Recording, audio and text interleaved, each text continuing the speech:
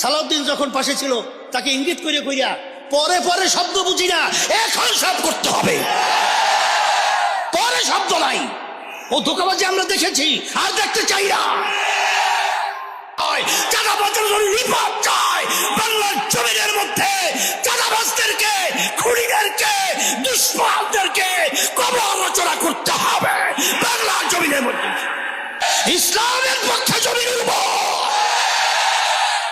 আজকে যদি ইসলামের পক্ষে আমরা আওয়াজ তুলতে পারি, এই বাংলাদেশের মধ্যে যারা বিদেশে বসে আমাদেরকে গোলাম বানাবে, ইসলামের বিরুদ্ধে ষড়যন্ত্র করবে, ওদেরকে উৎখাত করে বঙ্গোপসাগরে নিক্ষেপ করতে পারবো, সবাই এসে গেছে ইনশাআল্লাহ।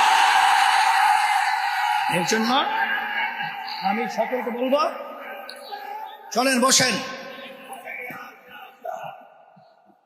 আপনারা তো গোপনীয় খবর কিছু জানেন না। এই বাংলাদেশে টাকা কিছু লোকের কাছে কুক্ষিগত, এই বাংলাদেশের টাকা কিছু লোকদের কাছে কুক্ষিগত অবস্থায় আছে।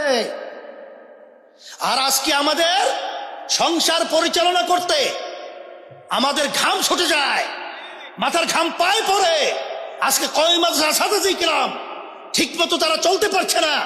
আমি সেদিনকার বলছিলাম, সালাউদ্দিন যখন পাশে ছিল তাকে ইঙ্গিত করে কইরা পরে পরে শব্দ বুঝি না, এখন সব করতে হবে, পরে শব্দ নাই।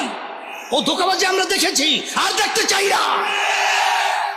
এটা পরিষ্কার বলেছি।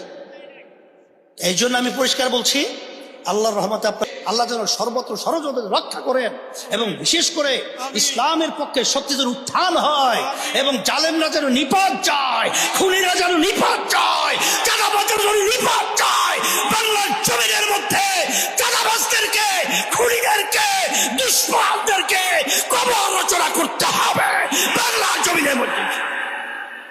এই আশাবাদ ব্যক্ত করে সকলকে আহ্বান জানিয়ে আপনারা সবাই ভালো থাকেন। আমরা